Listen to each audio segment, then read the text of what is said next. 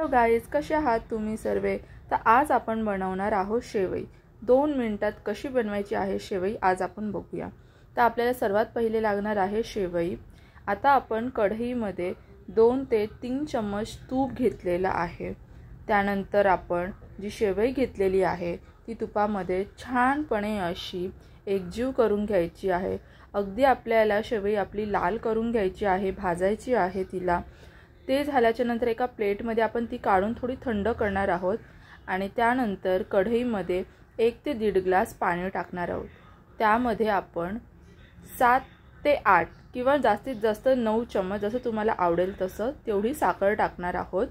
साखर टाकून झाल्याच्या नंतर छान बॉईल होऊ द्या आणि त्यामध्ये आपली भाजलेली शेवई आपण ॲड करणार आहोत। भाजलेली शेवई ॲड केल्याच्या नंतर ते छानपणे असं एकजीव करून घ्या, छान मिक्स करून घ्या आणि जोपर्यंत पाणी हे पूर्णपणे संपून जात नाही, आटून जात नाही तोपर्यंत छानपणे त्याला बॉईल होऊ द्या। पाणी आता पूर्णपणे आटलेलं आहे। तर आज ही आपली शेवई तुम्हाला कशी वाटली नक्की सांगा। बघूया दीदीला कशी वाटते। तर दीदीला ही शेवई खूप जास्त छान वाटली होती।